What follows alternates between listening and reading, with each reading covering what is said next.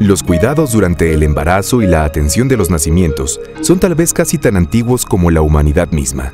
La obstetricia bien puede ser considerada la primera especialidad médica. Durante siglos, su práctica estuvo exclusivamente en manos de parteras, quienes por lo regular eran mujeres que ya habían procreado hijos y habían recibido una formación práctica al lado de quienes les precedieron en esta actividad. Tradicionalmente, el médico varón quedaba excluido de estos quehaceres. El arte de atender partos tuvo repercusiones culturales importantes. La madre de Sócrates era comadrona y de ella decía el filósofo que había aprendido el arte de ayudar a la gente a parir sus ideas. Antecedentes. En la medicina hipocrática, los médicos se preocuparon del problema del desarrollo del embrión y de la atención del parto. Al menos 35 aforismos hipocráticos se refieren a enfermedades de la mujer, el embarazo y el parto y sus complicaciones. El parto en la cultura náhuatl. En las antiguas culturas mexicanas, el embarazo y el parto fueron acontecimientos que se celebraban. Significaban la contribución de los humanos a la perpetuación de la vida y a que el sol siguiera su curso correcto. El parto en la cultura náhuatl era una circunstancia natural esperada y aceptada por todos, para la cual las mujeres se preparaban a lo largo de su vida. Desde el momento en que la mujer se sabía embarazada, la acompañaba siempre la bendición de los dioses creadores y las diosas madre, quienes hacían descender de los cielos al vientre de la madre una pluma preciosa, que sería el tonali o alma solar de la criatura.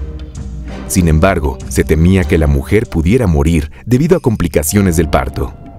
Existían muchos consejos, orientaciones y prohibiciones para lograr el feliz parto de la mujer embarazada. Por ejemplo, no debía llorar o estar triste, debía comer dieta caliente, no asustarse, no comer tamales pegados a la olla, pues el niño se le pegaría en las entrañas, etc. La partera, Tisitl, era seleccionada por la familia o los viejos, y se ocupaba de atender partos y de otras muchas acciones médicas. La Tisitl tomaba a su cargo a la paciente meses antes del parto.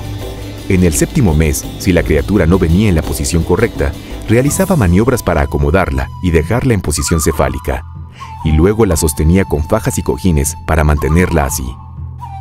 Cuando el trabajo de parto comenzaba, la partera llevaba a la parturienta al temazcal. Si se retrasaba el parto, le daba ciguapatli, hoy conocido popularmente como suapatle, e infusiones de cola de tlacuache para aumentar las contracciones de la matriz. Cuando el niño moría en el vientre o no cabía en la pelvis de la madre, la partera, previa autorización de los padres, introducía su mano armada de una filosa navaja de pedernal u obsidiana, cortaba el feto y extraía los fragmentos. La mortalidad de las parturientas sometidas a este procedimiento era muy alta. La obstetricia en la época colonial. Durante siglos, la cirugía fue considerada una actividad innoble practicada por barberos, sangradores flebotomianos y cirujanos. Alonso López de Hinojosos no incluyó la cesárea en la primera edición de su Suma y Recopilación de Cirugía. Lo hizo hasta la segunda edición, la de 1595, después de haber practicado durante 17 años en el Hospital Real de San José de los Naturales. Hacia fines del siglo XVIII, naturalistas españoles que recorrieron la Nueva España reportaron que a una mujer a quien se le había practicado una cesárea le habían suturado la herida empleando como grapas las pinzas de hormigas arrieras. Era tan alta la mortalidad de madres e hijos durante el parto en esa época que, a falta de un sacerdote, la autoridad religiosa autorizó al familiar de mayor rango para bautizar a la criatura recién muerta. El Real Colegio de Cirugía de Nueva España. En 1768 se funda el Real Colegio de Cirugía de Nueva España para incorporar los grandes avances de la cirugía francesa, inglesa y española del siglo XVIII al medio novohispano. Desde 1749, en la obra Instituciones Quirúrgicas y Cirugía Completa Universal, se estudia la ruptura uterina y la posibilidad de extraer con escalpelo, directo de la madre al producto de la concepción, generalmente vivo. En 1772, el padre franciscano Josep Manuel Rodríguez publica los avisos saludables a las parteras para extraer al hijo de la madre muerta en el trabajo de parto. En 1750, el protomedicato ordena examinar a las parteras y llamar al cirujano en caso de parto difícil. Con esta medida se regresa la responsabilidad de la atención de partos problemáticos a los cirujanos. En la recopilación de las leyes de España, se establece que deben ser los cirujanos los que ejerzan el oficio de parteras por ser parte de la cirugía. En 1768 se incorpora el arte de los partos a la formación de los cirujanos para hacerlos competentes, transformando el innoble oficio de parteras en noble actividad quirúrgica. En 1772, el virrey Antonio María de Bucareli y Ursúa decreta la obligación de tratar de salvar a la criatura al expirar la madre mediante la operación cesárea post-mortem. La obstetricia en el siglo XIX. En 1833, tras la desaparición de la Real y Pontificia Universidad, el doctor Valentín Gómez Farías decreta la fundación del Establecimiento de Ciencias Médicas, el cual adopta un ámbito de formación profesional, teórico y práctico, sustentado en el conocimiento avanzado de época y orientado a enfrentar las enfermedades prevalentes del país. Pedro del Villar, médico militar, fue quien abrió brecha en los estudios de cirugía y obstetricia formales para los médicos cirujanos que surgen en nuestro país desde entonces. Hospitales para el ejercicio y la atención de los partos. Hasta el siglo XIX, la gran mayoría de los alumbramientos eran atendidos por parteras en las casas de las pacientes. Con los cirujanos romancistas se unificaron los aspectos médicos y quirúrgicos en una práctica más integral para resolver los problemas, sobre todo los referentes a los partos complicados. Durante siglos estuvo prohibida la presencia de hombres en los alumbramientos, hasta que Fernando VI autorizó el que los cirujanos atendieran los partos difíciles o complicados. La casa de los partos ocultos o reservados era un servicio exclusivo para las mujeres españolas que no querían que se supiera que iban a ser madres. La paciente era reconocida a su ingreso por un cirujano que daba cuenta de la evolución de la gestación y el avance para el parto.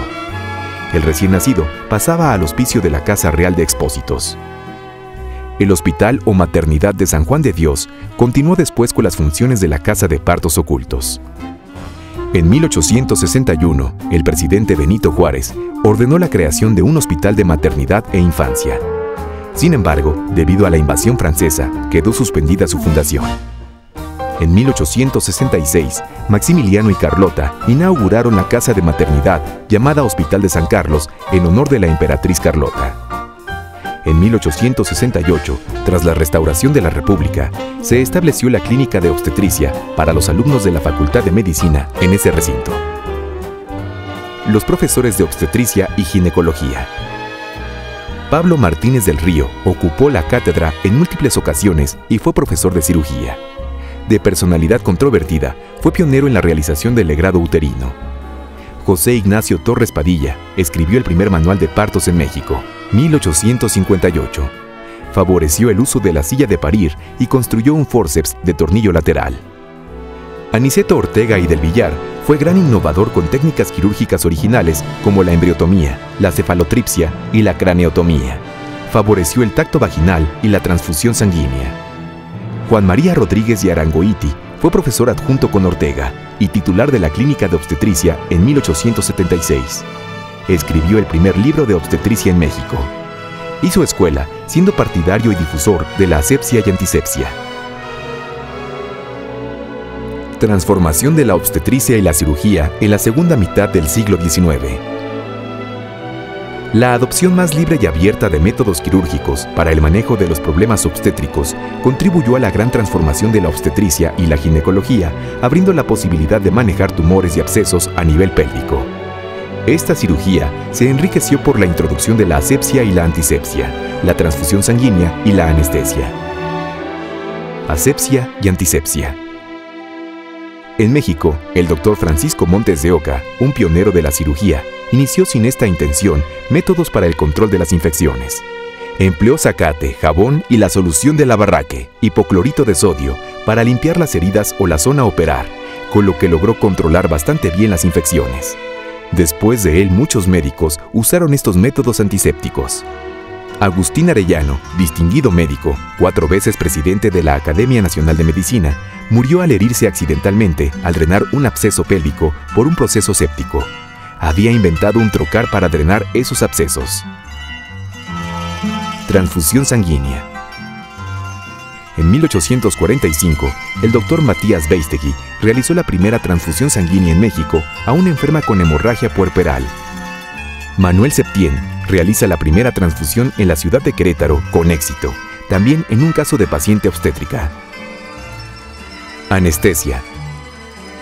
Se atribuye a Pablo Martínez del Río el uso del éter y el cloroformo en México. La anestesia se usó por primera vez en México en 1847 durante la invasión norteamericana y fue hasta 1869 cuando se comienza a usar el cloroformo en los partos. En 1870, Pablo Martínez del Río publica La anestesia y la práctica de la obstetricia, relatando su experiencia en el Hospital de San Andrés. Primeras intervenciones ginecobstétricas en México. Los médicos continuaron interviniendo en la atención obstétrica y ginecológica y pronto se abrieron posibilidades quirúrgicas antes jamás sospechadas. Empleando como apoyo la anestesia, la antisepsia y contando con la posibilidad de transfundir sangre, los médicos mexicanos se aventuraron a realizar intervenciones de mayor envergadura, como lo son las resecciones de órganos. La primera histerectomía abdominal la realizó Rafael Lavista Rebollar. En 1869 había realizado una ovariotomía izquierda y el 22 de marzo de 1878 realizó la primera histerectomía abdominal. La paciente fue anestesiada con cloroformo por José María Bandera y se realizó antisepsia con el método de Lister. Se extirpó la matriz y se controló el sangrado. Sin embargo, la enferma falleció al día siguiente. No fue sino hasta 1890 que se pudo hablar de histerectomías abdominales exitosas, destacando las realizadas por Gustavo Pangestecher en San Luis Potosí. En 1897, Julián Villarreal realizaría una histerectomía abdominal en la que concurrieron varias innovaciones: anestesia local con infiltración de cocaína, hemostasia mediante ligadura de las arterias uterinas, peritonización del muñón y uso de instrumental hervido. La primera operación de porro, cesárea con histerectomía, fue realizada por Juan María Rodríguez en el Hospital de San Andrés, logrando salvar al producto. La madre falleció al tercer día. Esto fue en 1884. En 1888, Nicolás San Juan realizó con éxito la primera histerectomía vaginal. Primeros libros mexicanos de obstetricia y ginecología. Del primer libro, El Manual de Partos de José Ignacio Torres Padilla, de 1858, no se guarda testimonio gráfico. Estaba dedicado a las parteras. El primer libro registrado para su uso por estudiantes de medicina, escrito por un autor mexicano, Juan María Rodríguez, fue la Guía Rodríguez, publicada en 1878. Dado su éxito y aceptación, fue seguido por el texto para parteras, Elementos de obstetricia para la enseñanza, de Arturo Palmero, en 1897. En 1911, el doctor Alberto López Hermosa publica la introducción al estudio de la clínica obstétrica, con un texto de acucioso análisis teórico y práctico, ilustrado con figuras alusivas. La ginecobstetricia en el siglo XX mexicano. La histerectomía de Ricardo Suárez Gamboa inicia el siglo XX para la ginecología mexicana, planteando los problemas que entrañaba y las ventajas que ofrecía dicha cirugía. A partir de esta posibilidad, comenzó a disminuir la mortalidad, especialmente la consecutiva a hemorragias por fibromatosis. También a inicios del siglo XX se comenzó a popularizar la cesárea. Muchas criaturas y parturientas deben su vida a la oportunidad con que se practicó esta operación. Al comienzo del siglo, los grandes temas de la ginecología mexicana eran las fibromatosis uterinas, de las cuales Francisco Hurtado trató 14 mediante histerectomía entre 1905 y 1906. El cáncer uterino estuvo cada vez más presente y planteó retos a los cirujanos para su tratamiento radical. También a inicios del siglo, Aureliano Urrutia modificó definitivamente las técnicas de ligadura de los vasos uterinos, haciéndola mediante transficción del pedículo. Don Juan Duque de Estrada fue un extraordinario obstetra que hizo un libro sobre contribución de las deformidades pélvicas en México. Y además de escribir muchos trabajos, como por ejemplo uno muy famoso que fue el Forceps del doctor Zárraga y el Forceps del doctor Tarnier, que fueron contribuciones importantes, ya que, por ejemplo, este médico, a principios del siglo pasado, ya decía que no se había inventado, ni se inventará, un forceps capaz de tomar las cabezas del niño a nivel o por encima del estrecho superior, para entenderme bien, lo que se llama un forceps alto, que tiempo después se condenó terriblemente por escuelas sajonas, etc. Pero yo, un mexicano, lo había dicho y lo había demostrado en forma faciente, que el forceps alto era una técnica totalmente contraindicada. Julián Villarreal fue difusor de la cirugía aséptica. Realizó cirugías de grandes tumores ginecológicos por vía vaginal. Fue de gran repercusión la extirpación de un fibroquiste gigante intraligamentario en el anexo izquierdo, que pesó 40 kilogramos. Asimismo, modificó las técnicas de raquia en la cirugía ginecobstétrica y fue pionero en el empleo de la radioterapia en los tumores malignos ginecológicos.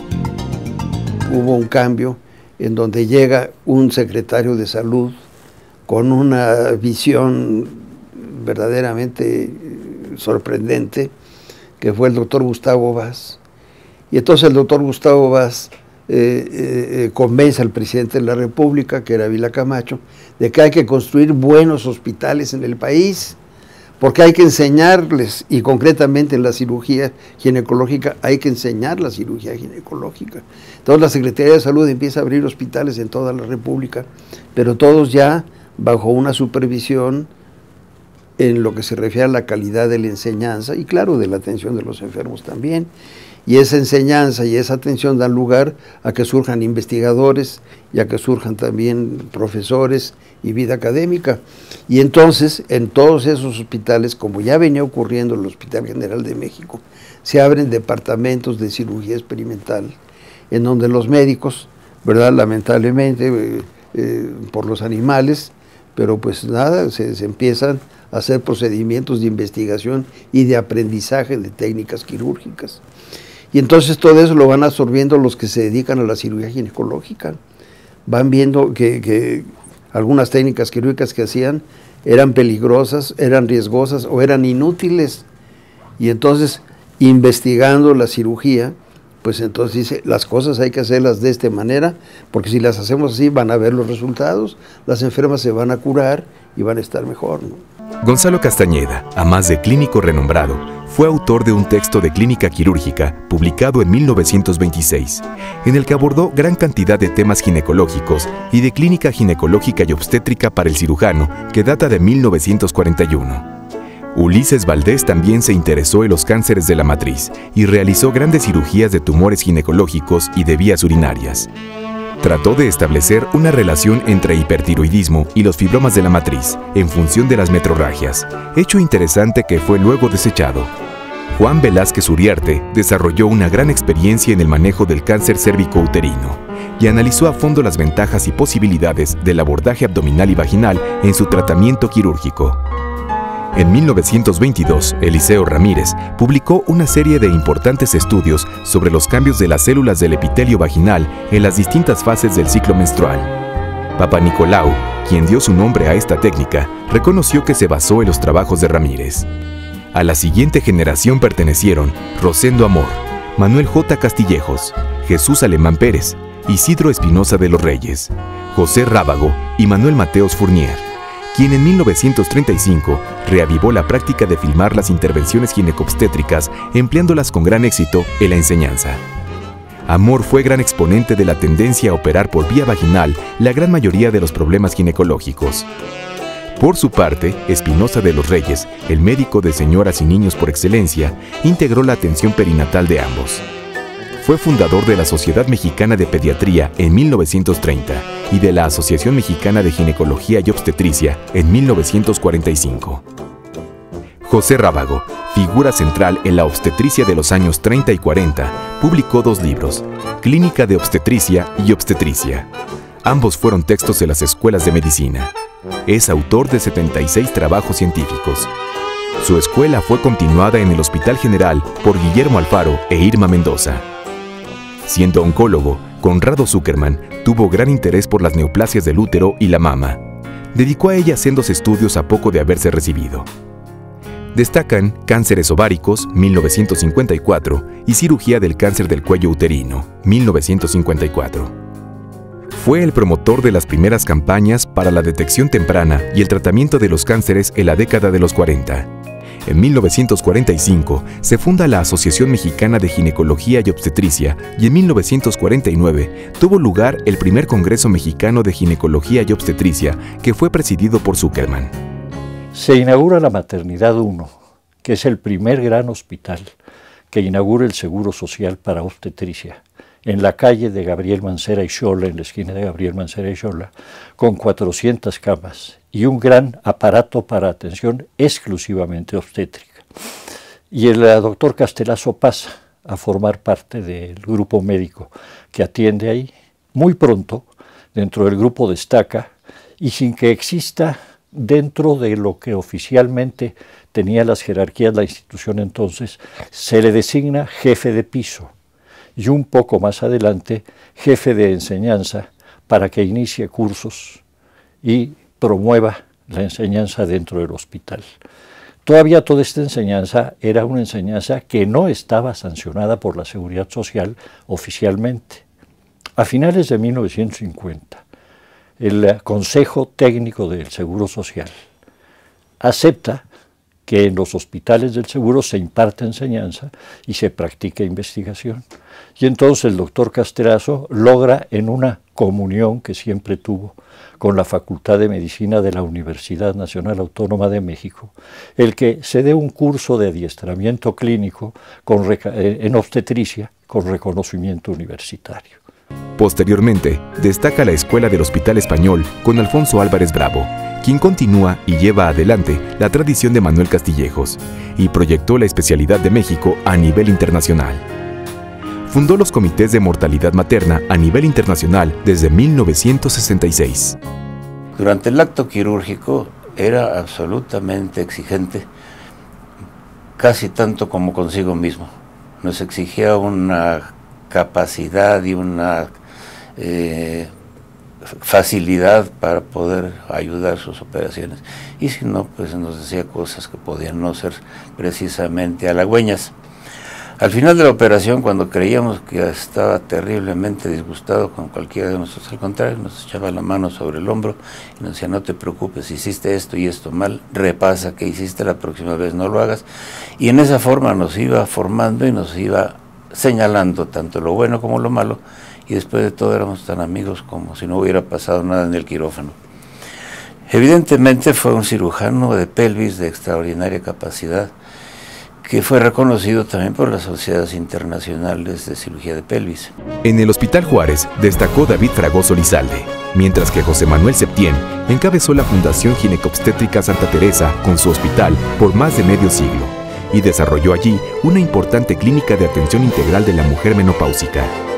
Hicieron importantes contribuciones a esta especialidad Carlos Canseco en Tampico, José Guadalupe Martínez en Monterrey, Genaro Centeno, Carlos Fernández del Castillo, Javier Soberón Acevedo y Efraín Vázquez Benítez en la Ciudad de México, José Antonio Serrano Colo en Morelia y Delfino Gallo, Antonio Ayala Ríos, Roberto Orozco y Miguel Baeza en Guadalajara. Actualmente la ginecología y la obstetricia son mucho más complejas que en años previos. A su interior se han desarrollado varias subespecialidades y la ampliación del conocimiento ha requerido el acercamiento de pediatras como Eduardo Jurado García. Uno de mis intereses fundamentales es colaborar con investigación para dar evidencia científica de muchos de los dudas o problemas que pudieran tener los tomadores de decisiones o los prestadores de servicios. Uno de ellos es, por ejemplo, cómo actúa la anticoncepción de emergencia. Si te recuerdas, este es un régimen anticonceptivo que ha sido muy controversial en las últimas épocas y se le ha dado la connotación de método abortivo, lo cual no es. nuestras investigaciones sugieren fuertemente que el mecanismo de acción anticonceptivo de este método, que se llama anticoncepción de emergencia, es a través de retrasar o inhibir el fenómeno ovulatorio. Es decir, son procesos que ocurren antes de la fertilización y no procesos que están involucrados entre la fertilización y la implantación y el desarrollo de un nuevo embarazo en la mujer. La endocrinología ocupa un sitio medular a raíz del conocimiento de las hormonas ováricas, de su relación con el eje hipotálamo hipoficiario y de la actividad hormonal de diversos órganos. Los trabajos pioneros de Carlos Gual y Gregorio Pérez Palacios, relacionados ambos con Andrew Scally y la génesis de la píldora anticonceptiva, son de gran importancia, así como las contribuciones de Arturo Zárate. ¿Qué nos está sucediendo actualmente? El tipo de vida que se lleva ahora con las parejas que han retrasado una década la reproducción. Habitualmente las parejas se embarazaban alrededor de los 18 o 20 años de edad. En la actualidad, al ser la mujer económicamente activa, al ser la mujer profesionista, ha hecho que busque su primer embarazo entre los 28 y 30 años de edad. El cuerpo es un reloj biológico y no perdona que la época idónea de una mujer para embarazarse es entre los 18 y los 35 años de edad. Entonces, hablando de estos números, tenemos que en la actualidad se está dejando solamente un tercio de la vida reproductiva del ser humano para lograrlo, de una forma natural. A esto, si le añadimos nosotros el estrés que se vive en las grandes ciudades, el tipo de alimentación, la anorexia, la bulimia, el uso de anticonceptivos desde etapas muy tempranas en la mujer, la utilización de medicamentos ansiolíticos, el tabaquismo, a nivel ambiental, las sustancias que se llaman dioxinas, que son derivados de los hidrocarburos, ha hecho que se potencialice más los problemas de la reproducción. Retos de la ginecobstetricia en el siglo XXI.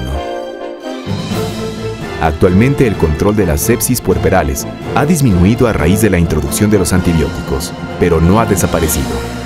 Los abortos sépticos siguen siendo un gran problema de salud pública, al igual que el cáncer de mama y el cáncer cérvico-uterino. Y la eclampsia continúa siendo una temida complicación. Quisiera yo terminar esta reflexión en voz alta, señalando la importancia de la mortalidad materna. Hemos llegado a un momento en el cual hay un cuestionamiento severo de por qué se hacen cesáreas. Pero también hemos llegado a un momento cuasi trágico en donde se ha olvidado el arte de los partos. Y entonces es una paradoja que si no podemos atender un parto o aplicar un fórceps, y tampoco podemos hacer una cesárea, pues no somos magos. Y la mortalidad materna se enfrenta con el manejo audaz, directo, quirúrgico, para evitar la muerte de una madre. Pero también se enfrenta con perfiles de riesgo. Y tenemos que ser conscientes que la ginecobstetricia del siglo XXI tendrá que manejarse de manera preventiva ante estos embates terribles de la mortalidad materna con perfiles de riesgo y tomando decisiones que pueden ser peligrosas, que pueden ser dolorosas, pero que son necesarias para conservar la vida de la mujer. No debemos de tener miedo a los manejos que en la actualidad la medicina de aseguramiento y los embates legales o legaloides hacia la ginecobstetricia nos limitan. No.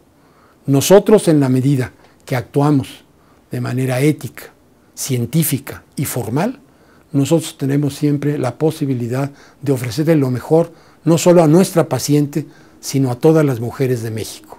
La ginecobstetricia enfrenta también en el siglo XXI los retos de incorporar los últimos conocimientos de patología molecular y genética y los complejos dilemas éticos que estos plantean.